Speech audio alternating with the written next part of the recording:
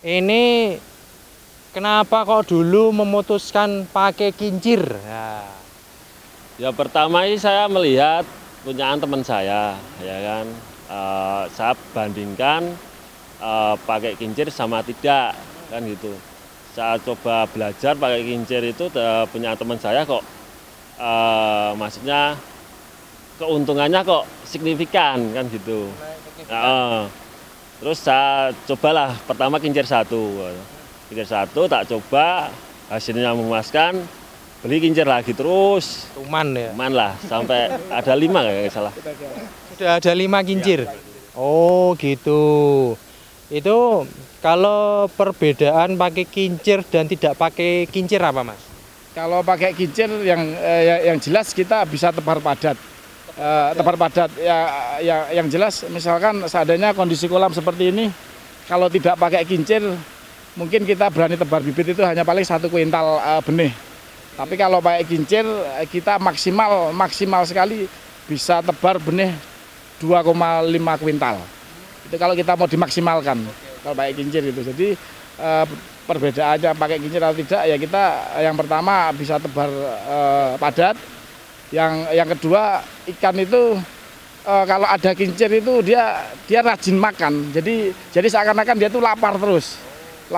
Jadi seakan-akan ikan itu lapar terus, kita kasih makan tuh mau terus. Jadi perkembangan ikan itu sangat-sangat cepat sekali dibandingkan yang tidak pakai kincir. Oke. Ya. Kincir ini apa ya? Di siklus ikan itu kira-kira untuk apa? Apa cuma nambah oksigen atau apa kira-kira? Arus lah, buat arus. Karena kita kondisi kolam kita itu airnya kurang deras, makanya kita siasati pakai kincir biar menimbulkan arus dan menimbulkan oksigen tadi. Terus untuk perbedaan tadi memang beda sekali tanpa kincir sama pakai kincir. Itu untuk nafsu makannya sudah jelas berbeda. Pakai kincir itu nafsu makannya lebih banyak lah. Jadi kalau kondisi ikannya itu lebih padat dibanding tanpa kincir. Itu beda sekali. Oke, ya ini berarti pakai kincir banyak keunggulannya bisa dibilang gitu ya? Keunggulannya pasti. Kalau dari hasil panen nih, kita ngomong hasil panen, kalau tadi hasil panen sekian ton, duitnya berapa kan udah. Nah, itu dari waktunya, itu berarti maju gitu ya? Maju. Kebanyakan yang saya alami itu panen dari tebar sampai panen itu 2,5 bulan. Paling cepat itu. Kalau nggak pakai kincir bisa berapa? Bisa 3 bulan paling cepat. 3 bulan. Lebih dari 3 bulan. Yang jelas lebih dari 3 bulan. Panen maksimalnya bisa sampai 4 bulan tanpa kincir itu. 4 bulan. Iya. Tanpa kincir. Oh iya, lama ya? Ya, lama. Waduh, ngelangot lengan ini ya. Target ini bagaimana biar bisa cepat panen lah. Oke. Siap. Salah satunya dengan sistem kincir ini ya. Tujuannya seperti itu. Berarti secara tidak langsung kan nambah arus listrik ya. Terus juga nambah pakan ya. Nambah pakan, nambah arus listrik. Tapi kalau dikonversi dengan hasil panennya lebih tinggi gitu ya, bisa dibilang gitu ya? Karena bisa pada tebar tadi, jadi bisa menambah alokasi ikan benih itu bisa lebih banyak. Ya. Oke, berarti otomatis hasilnya juga naik. Nah, walaupun misalnya operasional naik, tapi hasilnya bisa 2 kali lipatnya. Oke. Nah, ini yang kadang, mohon maaf ya. Mindset ini yang kadang tidak dimiliki banyak orang. Jadi ada teknologi baru, dia takut untuk memakai, kurang berani mindsetnya, tidak berani berubah istilahnya gitu ya. Wah nanti kalau gini gimana? Padahal dengan memakai teknologi itu istilahnya walaupun kos produksinya naik, tapi hasilnya bisa jauh lebih tinggi. Nah ini yang kadang teman-teman di agro ini jarang istilahnya ya berani melakukan itu. Nah, ini keberanian tadi harus kita lakukan. Contoh kebanyakan orang dia berpikir tentang listrik. Nanti listrik boros. Sebetulnya nggak begitu boros. Kincir itu kan ada yang setengah PK dan 3/4, ada yang 1 PK. Tinggal kita memilih nanti untuk daya listrik kita kekuatannya seperti apa. Baru kita menyesuaikan itunya. gitu. Jadi tidak harus kincir itu tidak harus 1 PK. 1 PK itu kan karena kita kondisi kolam yang besar, harus menimbulkan arus yang besar, ya kita kasih kincir yang 1 PK. Kalau hanya kolam-kolam kecil ya pakai setengah PK atau 3/4 cukup, sudah cukup mampu. Oke, kalau yang belakang ini berapa PK? 1 PK. 1 PK semua. Oke. Kalau yang belakang ini luas berapa ini Mas kolamnya? Luas kolam itu totalnya ini 3.000. Yang ini, yang satu kolam ini. Oh, yang Oh, yang ini. Kolam pertama ini luasnya belum pernah ngukur ini Mas. Kira-kira ya berapa itu ya kira-kira? Sekitar 70 kali 70 kali sininya berapa ini? 10 lah. 7 kali 10 ini. 7 kali 10 lah. Nah, berarti kurang lebih 700-an ada ya? Oh, oke. Ini kalau standar 1 PK itu bisa berapa luasan? Standar 1 PK itu 30 kali 30. 900. Oh, maksimal 900 ya. Oh, berarti ini dengan kurang lebih 700 meter masih mencukupi ya. Oke, luar biasa sekali ini ya perbincangan kita dengan mas-mas yang sangat luar biasa ya di sela-sela kesibukannya ini bekerja masih bisa menghasilkan sesuatu yang sangat positif ya developer semuanya ya.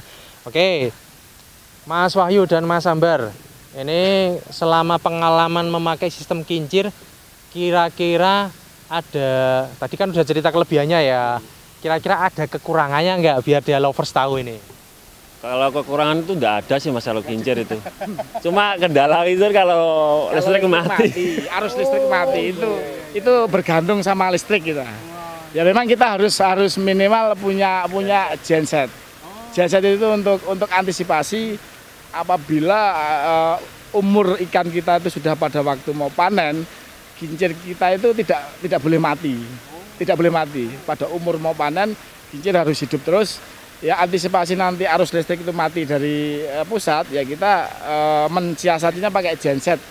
Berarti sedia genset ini ya?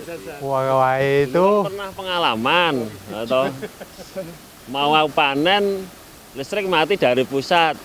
Iya, mati banyak yang mati lah. Mati lah. dulu. Wah, nggak ada pemberitahuan, ini kebiasaan nih PLN nih kalau mati listrik nggak ada pemberitahuan ini ya. Nah, ini terlalu padat, karena ikan itu kan terlalu padat. Kalau kincir mati, oksigennya berkurang. Panik sila ya. Ikannya, waduh ini tolong PLN kalau ada pemadaman dikasih tahu lah gitu biar ada persiapan. Ini kasihan ini teman-teman yang buka usaha ini. Wah kalau sampai itu bisa rugi, wah luar biasa ya. Makanya antisipasinya kita siasati menggunakan genset, itu persiapan kita. Nah, ini berarti developers kalau nanti yang mau pakai kincir bisa harus menyediakan gensetnya juga ya. Apalagi kalau di tempatnya sering mati listrik. Kalau di Jogja ini agak lumayan jarang ya. Tapi jeleknya nggak ada pemberitahuan itu kalau mati. Oke. Ini kincir berarti nyala 24 jam. Iya, 24 jam. Ya.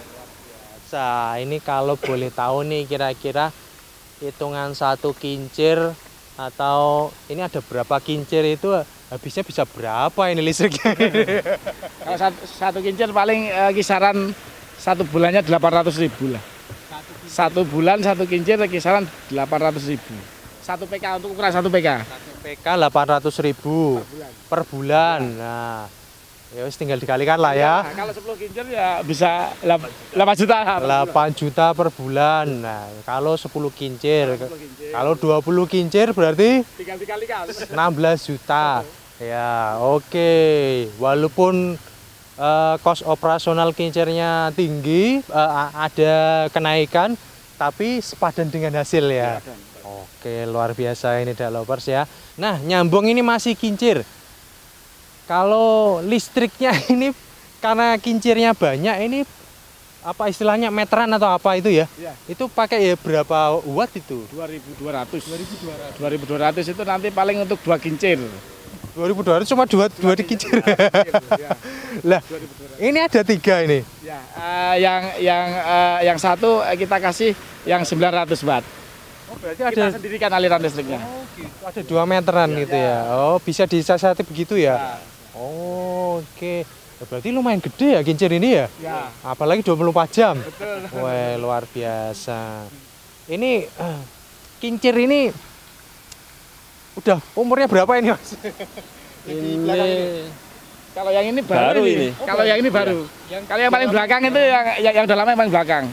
Kalau ini baru nih, belum lama ini. paling 2 bulanan, belum sih. Kita geser ke belakang yang lama kita geser. Yang lama Ya itu 2 tahun tadi. Kita kan pakai kincir. 2 tahun.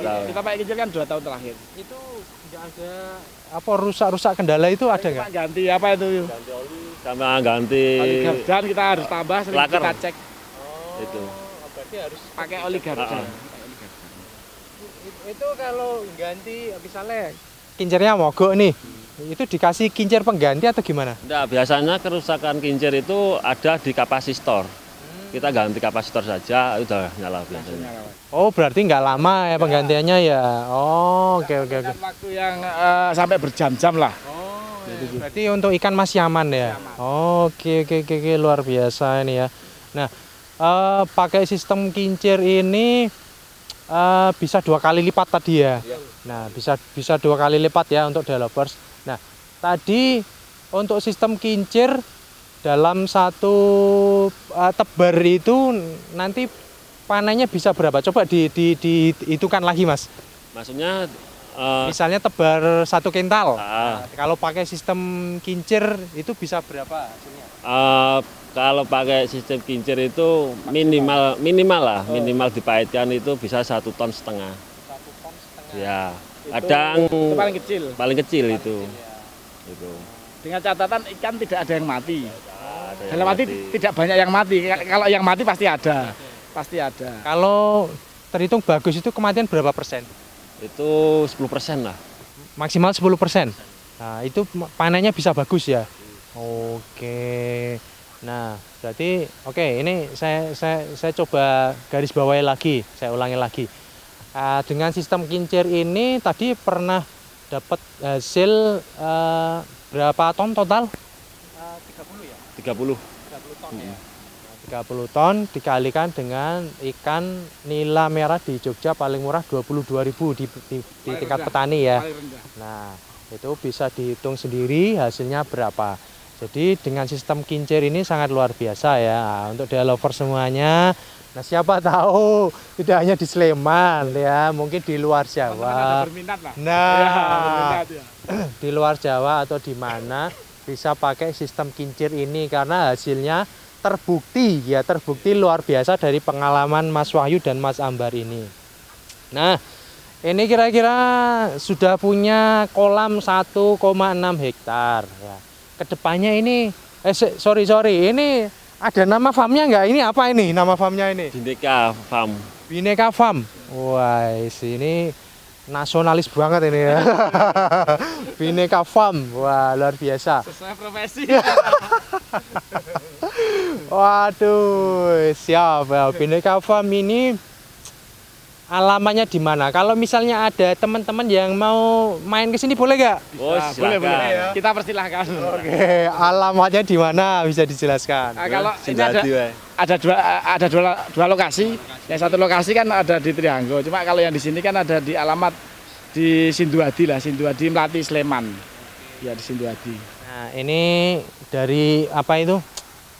Mana itu yang TVRI? Jogja atau kampus UTY Jogja, UTY Jombor lah, UTY Jombor gitu. Apa ini taman rekreasi ini? Taman rekreasi Sindupak. Sindupak ya. Deket Sindupak ini ya. Belakangnya Sindupak. Jadi teman-teman kalau mau main ke sini tadi sudah diperbolehkan, boleh sama-sama belajar. Nah, ini tentang budidaya ikan nila. Ini kedepannya masih ada target-target atau program-program apa lagi ini dari Mas Wahyu dulu? Kalau saya target kedepannya itu pengembangan lah, pengembangan kolam, perluasan kolam lagi, terus kemungkinan mau bangun pasar. Oh, Penjualan ya kita pegang kalau bisa kan hulu sampai hilir. Itu kalau saya. Itu rencana. Itu rencana lah. Cita-cita lah. Terus Udah itu. Kalau dari Mas Ambar apa? Ya kami harapannya ke depan bisa tadi seperti Mas Wahyu sama kita bisa menambah jumlah kolam lebih banyak, kolamnya yang besar-besar, jadi nanti kita bisa tebar benih itu pasti bisa banyak dan hasilnya pasti lebih banyak. Jadi ke depannya ya tadi tujuannya cita-cita kami bisa membangun pasar ikan lah, pasar ikan. Jadi biar kita langsung bisa penjualan langsung ke masyarakat gitu. Luar biasa ya. Tambahan, Mas. Oh, ini kita luar ya, apalagi Mas. Kita kan bisa menyerap tenaga kerja sampai kanan kiri. Kita menimbulkan Terus sama pemerintah tolong diperhatikan lah itu sama petani-petani kecil itu biar ada pendampingan. biar ada pendampingan. Oke, ini pesan untuk pemerintah. Dinas Perikanan berarti ya? Dinas Perikanan. Untuk Dinas Perikanan bisa lebih diperhatikan petani-petani ikan ya. Dalam pendampingan pengawalan lah untuk petani-petani biar maju lah kita. Ya, biar lebih maju lah kita petani-petani ikan. Apalagi kita kan sebetulnya kan kita bisa dianggap masih muda-muda ini. Biar semangatnya lebih inilah kalau ada pendampingan dari pemerintah gitu. Oke, nah ini apa istilahnya nggak didampingi aja hasilnya luar biasa ya. Apalagi nanti ada perhatian lebih khusus lagi ya, mungkin bisa lebih luar biasa. Ini dengar-dengar ini memang pasar ikan nila di Jogja ini masih kurang-kurang Ya, apa? masih kurang. Ya, kemarin mulai puncaknya itu malam tahun baru itu kan banyak pesanan, tapi kekurangan stok saya. Stok. Terus terang saja itu. Padahal kolamnya udah lumayan gede ya, masih kekurangan stok, permintaan masih banyak ya. Ya karena memang Jogja ini kan kota wisata, kota pelajar ya. Jadi permintaannya apalagi ini mahasiswa kan udah mulai masuk, nah, wisata udah mulai buka, jadi udah mulai normal lagi ya. Restoran udah mulai Buka, ya luar biasa lah, ini Jogja memang istimewa. Makanya Mas Ambar pernah dinas di Jakarta balik lagi ke Jogja. Seperti Mas Lukman nih. Waduh, Nggak mau kembali ke Jepang. waduh, ditembak aku. Oke. Kekerasan di Jogja. Iya, oke, terima kasih. Ya. Nah, ini developers, terima kasih sudah menyaksikan video ini. Dan ini saya juga terima kasih banyak untuk Mas Wahyu dan Mas Ambar. Nah, mudah-mudahan video ini bermanfaat untuk developers semuanya. Dari Sabang sampai Merauke, ini penonton kita ada juga yang dari luar negeri nih Mas. Nah, mudah-mudahan bisa menjadi sumber inspirasi. Nah, ini di tengah-tengah kesibukan bekerja di profesinya sebagai profesional ya. Ini Mas Wahyu sebagai security, Mas Ambar di TNI itu masih bisa meluangkan waktu untuk membuka bisnis, membuka usaha di budidaya ikan nila. Ini mudah-mudahan bisa menjadi sumber inspirasi untuk developer semuanya. Dan untuk developer semuanya tetap semangat, tetap jaga kesehatan, dan selalu tonton channel Dunia Agro. Wah, ini teman-teman TNI, tolong dilihat channel Dunia Agro, di subscribe ya. Nah, teman-teman security juga di seluruh Indonesia. Ini sebagai motivasi. Oke, developer semuanya, terima kasih sudah menyaksikan. Sampai ketemu lagi di video-video yang lainnya di Dunia Agro. Yang pasti kita akan menyajikan video-video seputar dunia agrobisnis, baik itu pertanian, peternakan, dan perikanan, yang mungkin nanti akan memotivasi developer semuanya. Dan tetap semangat untuk belajar agar agrobisnis Indonesia selalu semakin maju. Sampai ketemu lagi di video-video yang lainnya. Terima kasih untuk mas-masnya. Ya.